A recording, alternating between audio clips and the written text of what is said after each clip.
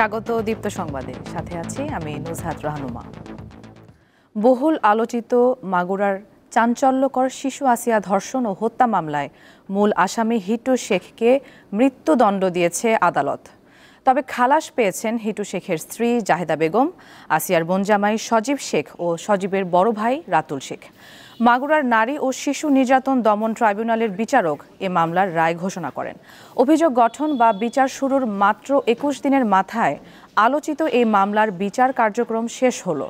মাগুরা শহরের নিজ নান্দুয়ালী গ্রামে বোনের শ্বশুরবাড়ি বেড়াতে এসে গত ৬ মার্চ ধর্ষণের শিকার হয় শিশু আসিয়া। এরপর ফরিদপুর মেডিকেল এবং পরে ঢাকায় সম্মিলিত সামরিক হাসপাতালে ভর্তি করা হলে সেখানে চিকিৎসাধীন অবস্থায় ১৩ মার্চ শিশুটি মারা যায়। এই ঘটনার পর মাগুরা সহ সারা দেশের মানুষ বিক্ষোভে ফেটে পড়ে।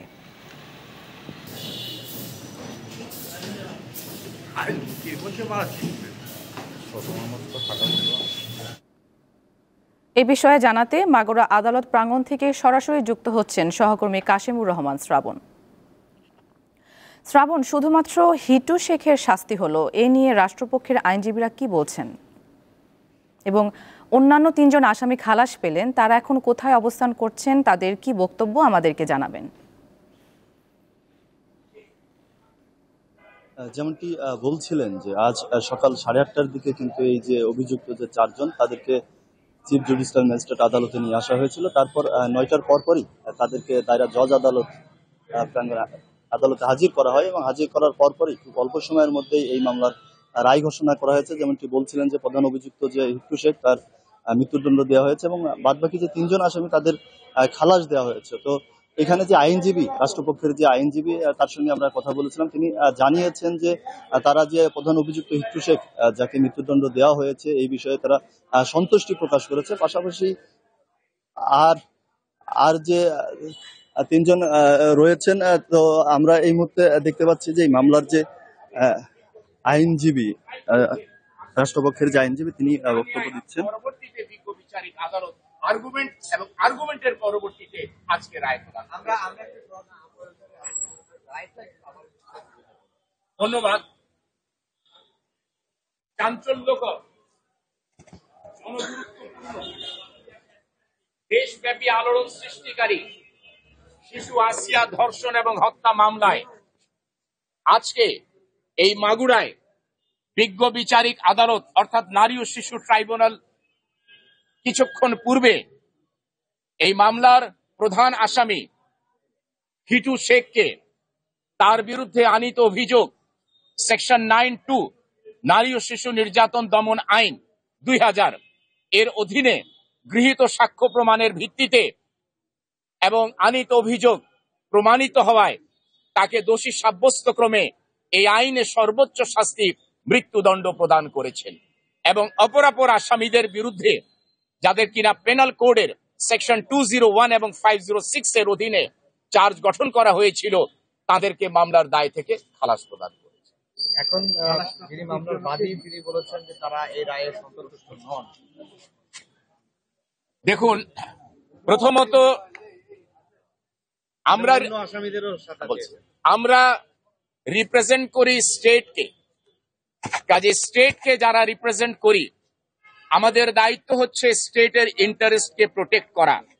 আমি বলেছি যে আসামিদেরকে বিজ্ঞ বিচারিক আদালত অ্যাকুইট করেছেন বা খালাস করেছেন, সেই অ্যাকুইটাল অর্ডারে আমরা সন্তুষ্ট নই।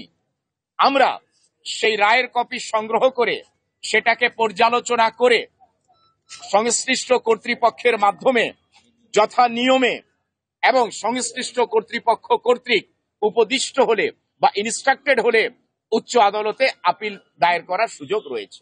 ধন্যবাদ। কথা বলছিলেন আপনাদের সকলকে ধন্যবাদ। যেমনটি শুনছিলেন যে স্বরাষ্ট্র মন্ত্রণালয় থেকে যে আইনজীবী দেওয়া হয়েছিল, সেই তিনি এই মুহূর্তে জানালেন যে তারা এই রায়ে সন্তুষ্ট, কিন্তু বাদবাকি যে 3 জনের রায় যাদেরকে মুক্ত করা হয়েছে তাদের ব্যাপারে তারা মামলার নথি সংগ্রহ করে উচ্চ আদালতে আপিল করবেন, এমনটি কিন্তু তিনি আমাদেরকে জানাচ্ছেন।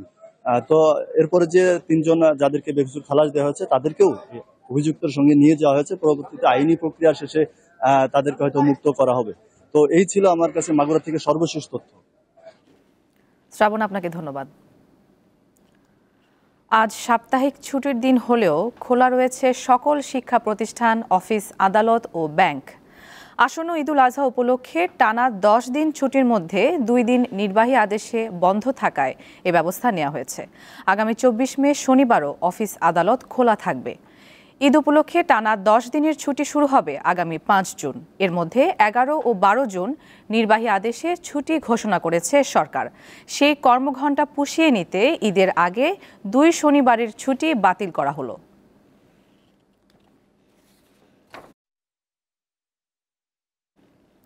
ঢাকা দক্ষিণ সিটি কর্পোরেশনের মেয়র হিসেবে ইশরাক হোসেনকে দায়িত্ব বুঝিয়ে দেওয়ার দাবিতে ফের নগর ভবনের সামনে বিক্ষোভ করছেন তার সমর্থক অনুসারীরা।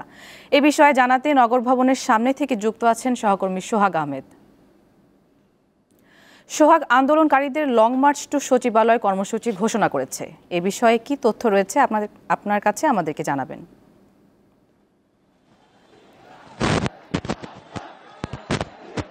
আমি দাঁড়িয়ে আছি দক্ষিণ সিটি কর্পোরেশনের সামনে। চারিদিকে স্লোগান হচ্ছে ইরশাদ ভাইয়ের ভয় নেই, রাজপথ ছাড়িনি। এমন স্লোগানে মুখরিত হয়ে উঠেছে সকাল 9টা থেকে দক্ষিণ সিটি কর্পোরেশনের মেয়র পদে বসানোর জন্য তার নেতাকর্মীরা দক্ষিণ সিটি কর্পোরেশনের সবাই কিন্তু চতুর্থ দিনের মতো আন্দোলন করছে। তাদের একটাই দাবি, তারা যে হাইকোর্টে অর্থাৎ আদালতে কিন্তু গত 27 তারিখে কিন্তু গেজেট প্রকাশ হয়েছিল উচ্চ আদালতের রায়ের পরিপ্রেক্ষিতে, কিন্তু এখন পর্যন্ত কিন্তু তাকে মেয়র হিসেবে তাকে কিন্তু বসানো যাচ্ছে না। এর প্রতিবাদে কিন্তু ঢাকাবাসী আজকে কিন্তু কর্মসূচি পালন করছে এবং তারা সকাল 9টা থেকে ঢাকা দক্ষিণ সিটি কর্পোরেশনের বিভিন্ন ওয়ার্ড থেকে নেতাকর্মীরা এসে এখানে জড়ো হয়েছে। কিছুক্ষণ পরে তারা কিন্তু সচিবালয় হয়ে প্রেস ক্লাব হয়ে তারা কিন্তু বিক্ষোভ মিছিল করবে এবং পরবর্তীতে তারা আবার নগর ভবনে ফিরে আসবে। আমি নেতাকর্মীদের সঙ্গে কথা বলেছি, আসলে কোথায় বাধা আছে ইরশাদকে মেয়র হিসেবে না দেয়। আসলে তারা এই মুহূর্তে উপদেষ্টা সজীব হোসেন ভূঁইয়ার পদত্যাগ দাবি করেছেন এবং বলছেন যে এত অল্প বয়সে তিনি এতগুলো মন্ত্রণালয় দায়িত্ব নেওয়ার পরে তিনি ব্যর্থ আছে, তাই অতি তাড়াতাড়ি তাকে এখান থেকে সরে যেতে হবে এবং ইরশাদকে মেয়র পদে তারা বসানোর জন্য দাবি জানাচ্ছে। আপনি জানেন যে গত 4 দিন ধরে কিন্তু এই কর্মসূচি এবং এই আন্দোলন করে যাচ্ছে নেতাকর্মীরা। বিভিন্ন ওয়ার্ড থেকে ছোট ছোট মিছিল এসে এখানে কিন্তু কয়েক হাজার নেতাকর্মী জড়ো হয়েছে এবং এই মুহূর্তে তারা ইরশাদকে মেয়র ছাড়া কোনো কিছুই তারা ভাবছে না। তারা বলছে যে গত 17 বছর ধরে আওয়ামী লীগ সরকার এই ঢাকা সহ সারা বাংলাদেশে কিন্তু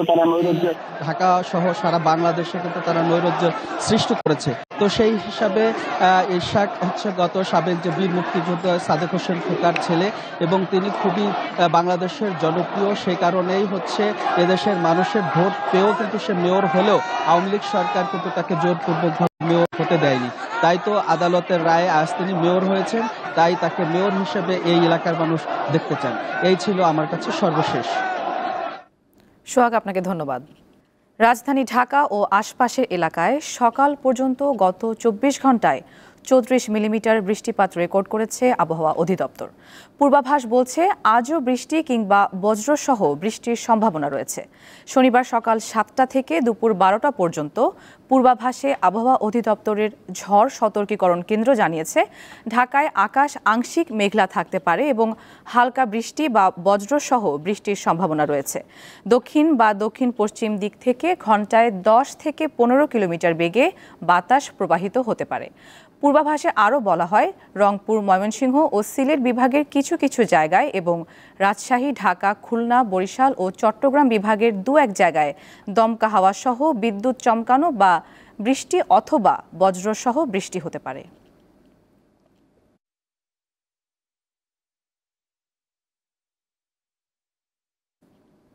খেলার খবর, 2 ম্যাচ সিরিজের প্রথম টি20তে রাতে সংযুক্ত আরব আমিরাতের বিপক্ষে মাঠে নামবে বাংলাদেশ।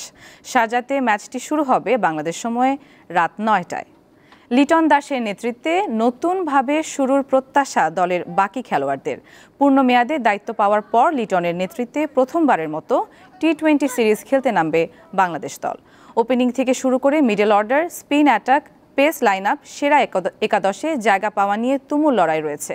আর এই ম্যাচের আগে সংবাদ সম্মেলনে অধিনায়ক নির্ভার ক্রিকেট খেলার কথা।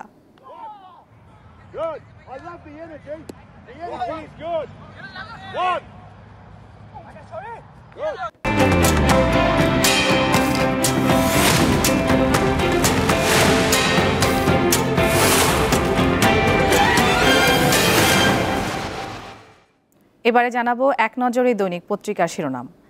দর্শক, শুরুতে আমাদের হাতে রয়েছে দৈনিক যুগান্তর। শিরোনাম, নির্বাচনের পথেই সমাধান, নানামুখী সংকট, রাজনৈতিক দল ও বিশ্লেষকদের অভিমত। এছাড়া রয়েছে দাবি মেনে নিল সরকার, জবি শিক্ষার্থীদের কর্মসূচি প্রত্যাহার। এছাড়া রয়েছে শাহবাগ থানা ঘেরাও, আসামি গ্রেফতারে আলটিমেটাম। রাজধানীতে দুর্বৃত্তের ছুরিকাঘাতে নিহত 2। এরপর রয়েছে দৈনিক প্রথম আলো, অধিকারের প্রশ্নে সমঝোতা নয়। এছাড়া রয়েছে দাবি মেনে নেওয়ার ঘোষণায় শেষ হলো আন্দোলন। প্রথম আলোর আরেকটি শিরোনাম, 8 মাসে 192 একর জমি, 28 ভবন ও 38 ফ্ল্যাট জব্দ। প্রথম আলোর আরেকটি শিরোনাম, বিজয়নগরে বিজিবি ও স্থানীয়দের তৎপরতায় পিছু হটল বিএসএফ। এরপর রয়েছে দৈনিক ইত্তেফাক, শিরোনাম, ন্যূনতম করের চাপ বাড়ছে, আসছে বাজেট 2025-26। এছাড়া রয়েছে ডিজিটাল রূপান্তরের ক্ষেত্রে নারী পুরুষের সমান সুযোগ নিশ্চিতে সরকার প্রতিশ্রুতিবদ্ধ, প্রধান উপদেষ্টার বক্তব্য। এছাড়া রয়েছে ভাঙছে 51বর্তী পরিবার, শিথিল হচ্ছে বন্ধন, সোনারাঙা মধুময় দিন এখন কেবলই স্মৃতি। ইত্তেফাকের আরেকটি শিরোনাম, ন্যায়ভিত্তিক দেশ গড়ার সংগ্রামে হাল না ছাড়ার অঙ্গীকার, 3 দফা দাবিতে নারীর ডাকে মৈত্রী যাত্রা। এরপর রয়েছে দৈনিক কালের কণ্ঠ, শিরোনাম, রাষ্ট্র সংস্কারে সমঝোতার পথ সন্ধান, পুঁজিবাজার রসাতলে বিনিয়োগ তলানিতে। এছাড়া রয়েছে ঢাবি ছাত্র সাম্য হত্যা, সব আসামি গ্রেপ্তারের দাবিতে বিক্ষোভ, শাহবাগ থানা ঘেরাও। এছাড়া রয়েছে গণ অনশন শুরুর পর জবির দাবিগুলো মেনে নিল সরকার। কালের কণ্ঠে রয়েছে মালয়েশিয়ার শ্রমবাজার খুলছে, বাড়ছে বাংলাদেশিদের সুযোগ।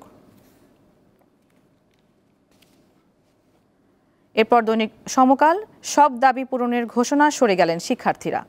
এছাড়া রয়েছে বিএনপির সঙ্গে দূরত্ব কমছে না জামায়াতের। সমকালের আরেকটি শিরোনাম, শাহবাগ থানা ঘেরাও সহপাঠী শিক্ষার্থীদের।